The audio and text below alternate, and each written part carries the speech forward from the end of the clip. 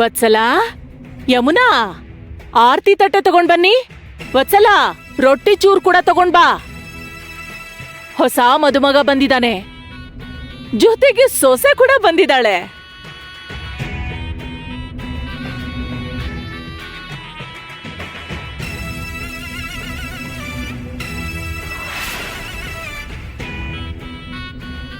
ಅಮ್ಮ, ಅದೇನಂದ್ರೆ ನಾವು ನೆನ್ನೆನೆ ಹೊರಟ್ವಿ, ಆದ್ರೆ ತುಂಬಾ ಜೋರ್ ಮಳೆ ಬಂದ್ಬಿಡ್ತು.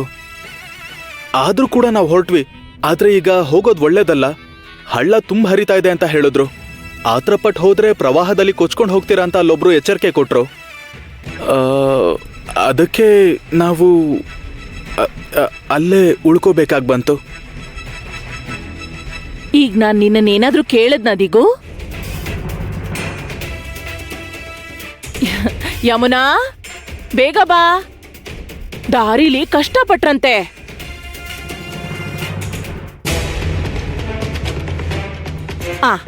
ಕೊಡು.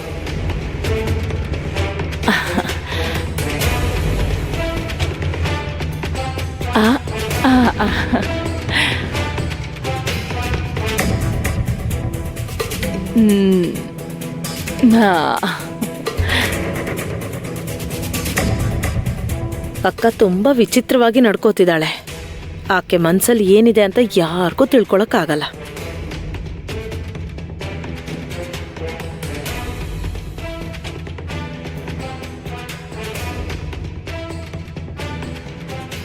ದಿಗುಗಿವತ್ತು ಸರಿಯಾಗಿ ಕಾದಿದೆ. ಇದು ಬಿರುಗಾಳಿ ಬರೋ ಮುಂಚೆ ಇರೋ ಪ್ರಶಾಂತತೆ. ತಗೋ, ಕೊಡು.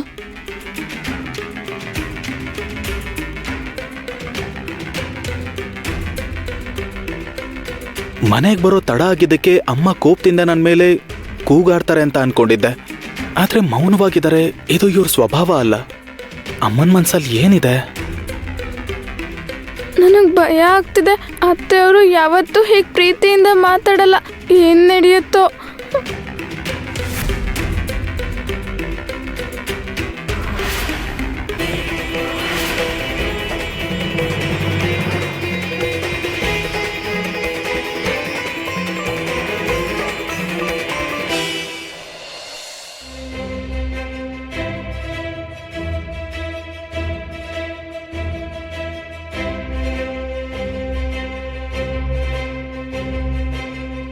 ಶಿವಪ್ಪ, ನೀನ್ ಯಾಕೆ ಹೀಗೆ ಆತಂಕ ಪಡ್ತಿದ್ಯಾ? ಸಕ್ಕು ಇಷ್ಟೊತ್ಗಾಗ್ಲೇ ಕ್ಷೇಮವಾಗಿ ಅವ್ರ ಅತ್ತೆ ಮನೆಗೆ ಸೇರ್ಕೊಂಡಿರ್ತಾಳೆ.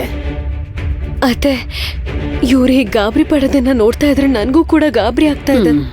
ಅಮ್ಮ, ಮಳೆಯಲ್ಲಿ ನಿಂತು ಹೋಗಿದೆ, ಆದ್ರೆ ದಾರಿಲಿ ಸುರಿತಿದ್ರೆ ಹೋಗೋ ದಾರಿಯೆಲ್ಲ ಕೆಸರಿಂದ ತುಂಬಿರುತ್ತೆ. ಅದಕ್ಕೆ ತಕ್ಕ ಹಾಗೆ ನೀರಿನ ಪ್ರವಾಹ ಕೂಡ ಇದ್ರೆ ಮುಗೀತು ಕತೆ. ಹಾಗೇನೂ ಆಗಲ್ಲ ಶಿವಪ್ಪ. ಸಕ್ಕುಗೆ ಜೊತೆಯಾಗಿ ಪಾಂಡುರಂಗ ಇದ್ದಾನೆ. ಮಳೆ ಬಂದಿದ್ದಕ್ಕೆ ಪ್ರಯಾಣ ತಡ ಆಯ್ತು. ಇದ್ರಲ್ಲಿ ನಮ್ ತಪ್ಪೇನಿದೆ? ಅಮ್ಮ, ಅದು ಸಕ್ಕು ಅವ್ರ ಅತ್ತೆ ತುಂಬಾ ಕಠಿಣವಾಗಿರ್ತಾರೆ. ಒಂದ್ ವೇಳೆ ಅವ್ರು ಸಕ್ಕು ಮೇಲೆ ಕೋಪ ಮಾಡ್ಕೊಂಡಿರ್ಬೋದಾ? ನಂಗೆ ಯಾಕೋ ತುಂಬಾ ಆತಂಕ ಆಗ್ತಿದೆ. ನಾವು ಸ್ವಲ್ಪ ಅವಸರ ಪಟ್ಟಿದ್ರಿಂದ ಅವರಿಬ್ಬರಿಗೂ ಒಳ್ಳೆ ಬಟ್ಟೆಗಳನ್ನೂ ಕೊಡಕ್ಕಾಗಿಲ್ಲ. ನಾವ್ ಕೊಟ್ಟಿರೋ ಬಟ್ಟೆಗಳು ಅಳಿಯಂದ್ರಿಗೆ ಇಷ್ಟ ಆಗುತ್ತಾ? ಅವ್ರ ಮನೇಲಿರೋರಿಗೆ ಇಷ್ಟ ಆಗುತ್ತಾ? ಸಕ್ಕು ತವ್ರ ಮನೆಯವರು ಏನ್ ಬಟ್ಟೆಗಳನ್ನ ಕೊಟ್ಟಿದಾರಂತ ನೋಡೋಣ. ಈ ಸೀರೆನ ನಮ್ಮ ಅಮ್ಮ ನನಗ್ ಕೊಟ್ರು. ಈ ಬಣ್ಣ ತುಂಬಾ ಚೆನ್ನಾಗಿದೆ ಅಲ್ವಾ? ಅವ್ರಿಗೆ ಕೂಡ ಬಟ್ಟೆಗಳನ್ನ ಕೊಟ್ಟಿದ್ದಾರೆ. ಇಲ್ಲಿ ನೋಡಿ, ಈ ಪಂಚೆ ಕೊಟ್ಟಿದ್ದಾರೆ. ಇನ್ನು ಈ ಅಂಗಿ ಕೂಡ ಕೊಟ್ಟಿದ್ದಾರೆ. ಅಷ್ಟೇ ಅಲ್ಲ, ಬೆಳ್ಳಿ ಹಣತೆ ಕೂಡ ಕೊಟ್ಟಿದ್ದಾರೆ.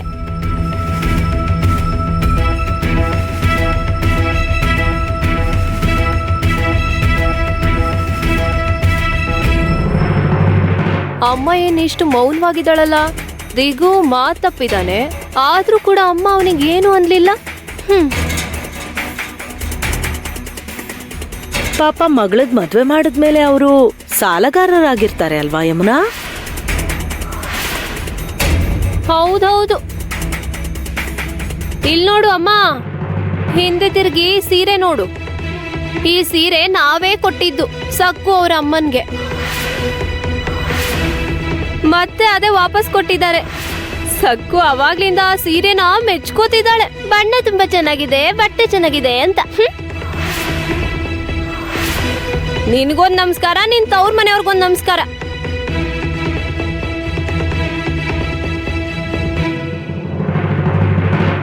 ಅತ್ತೆ ಕೂಗಾಡ್ತಿಲ್ಲ, ಆದ್ರೆ ಅವರು ಮೌನವಾಗಿರೋದನ್ನ ನೋಡ್ತಿದ್ರೆ ನನಗೆ ತುಂಬಾ ಭಯ ಆಗ್ತಿದೆ. ಅಯ್ಯೋ, ಈ ಪಂಚೆನ ನೋಡಿ, ಏನಿದೆ ಹೀಗಿದೆ? ತುಂಬಾ ಕಡಿಮೆ ಬೆಲೆದು ಅನ್ಸ್ತಿದೆ. ಇಂಥ ಪಂಚಗಳನ್ನ ಗುಡಿಗೆ ಬರೋ ಭಕ್ತರು ಇರ್ತಾರಲ್ವಾ, ಅವರು ಕಾಣಿಕೆ ಹಾಕೊಡ್ತಾರೆ. ಅವುಗಳನ್ನ ದಿಗು ಕೊಟ್ಟಿದ್ದಾರೆ. ಹೊಸ ಅಳಿಯನ್ಗೆ ಇಂಥ ಬಟ್ಟೆ ಕೊಟ್ಟಿದಾರಲ್ಲ, ಏನಂದ್ರೆ ಎಲ್ರಿಗೂ ಕೊಡ್ಬೇಕಾಗಿಲ್ಲ, ಆದ್ರೆ ಕನಿಷ್ಠ ಪಕ್ಷ ಅವ್ರ ಬೀಗ್ತಿಗಾದ್ರೂ ಒಂದ್ ಸೀರೆ ಕಳ್ಸಿದ್ರೆ ಅವರು ಸಂತೋಷ ಪಡೋರು. ಇವಳ ತವ್ರ ಮನೆಯವರು ಯಾವ ಸಂಪ್ರದಾಯಗಳನ್ನು ಪಾಲಿಸ್ತಿಲ್ಲ. ಅಮ್ಮ, ಅತ್ಗೇನ್ ಯಾಕೆ ನೀನ್ ಸುಮ್ನೆ ಬೈತಾನೆ ಇರ್ತೀಯಾ? ನಿನಗೇನೋ ಕಷ್ಟ ಅಲ್ಲ, ನಿನಗೇನ್ ಇಲ್ಲಿ ಕೆಲ್ಸ? ಹೋಗೋ, ಹೋಗಿ ಗಲ್ಲಾಪೆಟ್ಟಿಗೆ ಹತ್ರ ಕೂತ್ಕೋ. ಗಲ್ಲಾಪೆಟ್ಟಿಗೆ ಹತ್ರ ಬೇಡ. ಮತ್ತೆ ಅದೇ ವಾಪಸ್ ಕೊಟ್ಟಿದ್ದಾರೆ. ಸಕ್ಕು ಅವಾಗ್ಲಿಂದ ಆ ಸೀರೆನ ಮೆಚ್ಕೋತಿದ್ದಾಳೆ. ಬಣ್ಣ ತುಂಬಾ ಚೆನ್ನಾಗಿದೆ, ಬಟ್ಟೆ ಚೆನ್ನಾಗಿದೆ ಅಂತ. ನಿನ್ಗೊಂದ್ ನಮಸ್ಕಾರ, ನಿನ್ ತವ್ರ ಮನೆಯವ್ರಿಗೊಂದ್ ನಮಸ್ಕಾರ.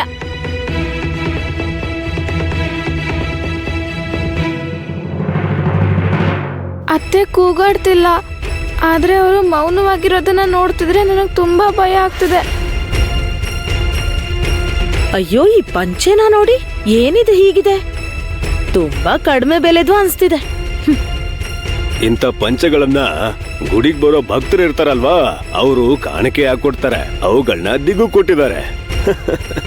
ಹೊಸ ಅಳಿಯನ್ಗೆ ಇಂಥ ಬಟ್ಟೆ ಕೊಟ್ಟಿದಾರಲ್ಲ, ಏನಂದ್ರೆ ಎಲ್ರಿಗೂ ಕೊಡ್ಬೇಕಾಗಿಲ್ಲ, ಆದ್ರೆ ಕನಿಷ್ಠ ಪಕ್ಷ ಅವ್ರ ಬೀಗ್ತಿಗಾದ್ರೂ ಒಂದ್ ಸೀರೆ ಕಳ್ಸಿದ್ರೆ ಅವರು ಸಂತೋಷ ಪಡೋರು.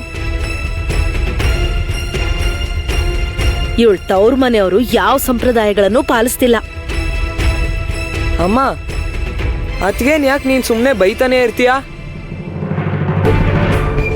ನಿನಗೇನೋ ಕಷ್ಟ ಅಲ್ಲ, ನಿನಗೇನ್ ಇಲ್ಲಿ ಕೆಲ್ಸ?